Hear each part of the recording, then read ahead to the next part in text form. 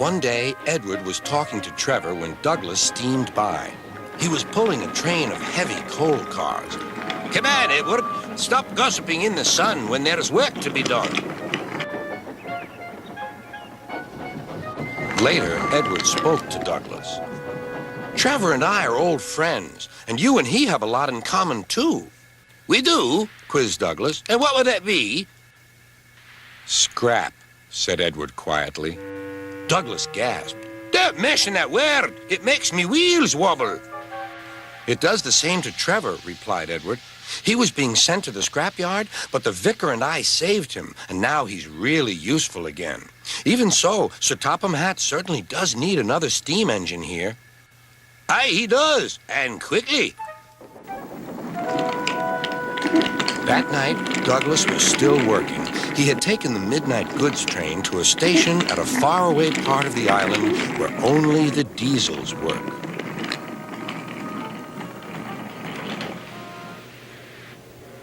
He was just shunting, ready for his return journey, when... "That sounds like a steam engine," he thought. The hiss came again. "Who's there?" asked Douglas. A whisper came. "Are you Sir Topham Hatt's engine?" "Aye, and proud of it." "Well, I'm Oliver, and I'm with my brake van towed. We've run out of coal and have no more steam." "But what are you doing?" "Escaping." "From what?" "Scrap." Douglas shivered. Then he remembered Edward's story about saving Trevor. "I'll be glad to help you. It'll have to look, though, as if you're ready for scrap and I'm taking you away." Their drivers and firemen agreed to help, too. Everyone worked fast. "No time to turn round. I'll run tender first. Come on."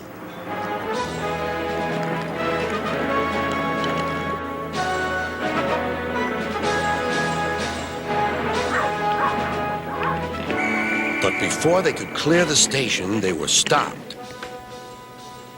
"Aha!" called a foreman. "A Great Western engine and a brake van, too. You can't take these." "Aye, but they're all for us," said Douglas's driver. "See for yourself." The foreman looked all over Oliver. "Seems in order. Right away, guard."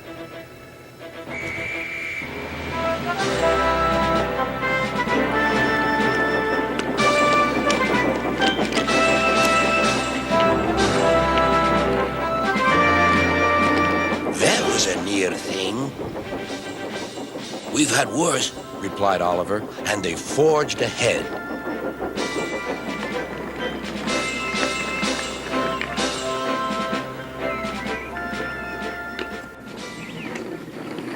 It was daylight when their journey ended. "We're home!" cried Douglas. "Shh!" said his driver. "There are the works. We'll find a place for Oliver." Oliver said goodbye and thank you, and Douglas puffed away. The next day, Douglas told the other engines all about Oliver. "Sir Topham Hatt will have to know," said James. "Douglas should tell him at once," added Gordon. "Well, here he is," said a voice. "Now, what's this all about?" "Beg pardon, sir, but we do need another engine." "Yes, sir," ventured Gordon. "A steam engine, sir." "Well, unless one is saved from scrap, there's little hope." "But, sir, one has." "Yes, indeed. And thanks to you, Douglas, he is now at our works. Oliver is just what we need for Duck's branch line." Everyone cheered. Now, Oliver and Toad are mended and painted in full Great Western colors. Duck and Oliver are happy on their branch line. The others laughed at first and called it the Little Western. Duck and Oliver were delighted, and so the Little Western it will always be.